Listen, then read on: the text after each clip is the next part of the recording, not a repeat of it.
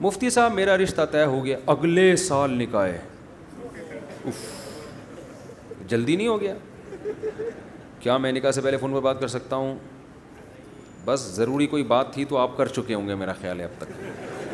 اتنے نیک آپ بھی نہیں ہیں کہ مزید اب باتیں نہ کریں آپ. مفتی صاحب ہم نے سنا، اور یہ یاد رکھو جب آپ کا نکاح نہیں ہوا اور آپ نے بات چیت شروع کر دی نا پہلے ہی، تو 99% چانس ہے کہ نکاح کے بعد، رخصتی کے بعد یہ شادی کامیاب نہیں ہوگی. یہ حقیقت ہے. پہلے جو فری ہو گئے نا آپ اگر، تو اب نہیں ہو سکتا، کیونکہ شوہر اور بیوی کا رشتہ ایک دم چینج ہو جاتا ہے. تو شوہر کا ایٹیٹیوڈ ایک دم چینج ہو جاتا ہے.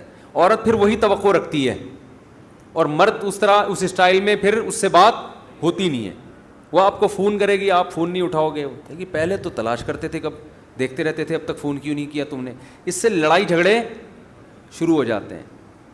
انگریز دیکھو نا، انڈرسٹینڈنگ کے لیے منگیتر سے اتنے سال تک بات چیت کرتے ہیں. پہلے انگریزوں نے کہا بھائی پہلے دیکھو اچھی طرح اس کے ساتھ، تھوڑا گھومو پھرو پرکھو، پھر شادی کرو تاکہ کامیاب ہو. تو پہلے یہاں تک ہے، دیکھا پھر بھی طلاقیں ہو رہی ہیں. پھر انہوں نے کہا نہیں، کم از کم 4 سال تک پرکھو، دیکھا پھر بھی طلاقیں ہو رہی ہیں. انہوں نے کہا نہیں، ان کو میاں بیوی میں جو ریلیشن ہوتا ہے نا وہ شادی سے پہلے کر کے دیکھ لو تاکہ صحیح طرح ایک دوسرے کو پرکھیں. پھر بھی طلاقیں.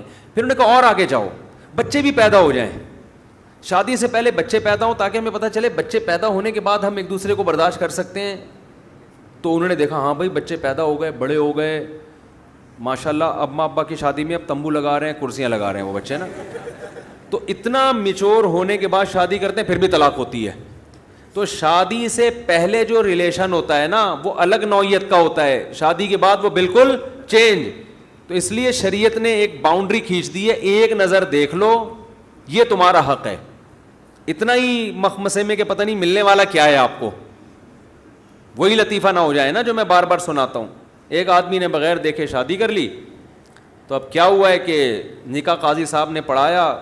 اس نے کہا، قاضی صاحب نے کہا میری فیس، تو اس نے قاضی صاحب سے پوچھا کتنی فیس ہے آپ کی. قاضی صاحب نے کہا جتنی خوبصورت دلہن ہے اتنی فیس. تو ظاہر ہے دلہن تو خوبصورت ہی ہوتی ہے. تو اس نے کہا گھونگھٹ اٹھا کے دیکھ لیں، دلہن یہیں بیٹھی ہوئی ہے نا. اچھا اس نے نکال کے دے دیے 100 روپے. قاضی صاحب کو بڑا غصہ ہے، یار یہ 100 روپے اس نے پکڑا دیے یار، یہ کیا ہے. تو اس نے کہا دلہن دیکھ لیں. قاضی صاحب نے جب دلہن دیکھی تو 50 روپے نکال کے واپس کر دیے کہ یہ بھی تھوڑے سے آپ نے کیا کر دیے.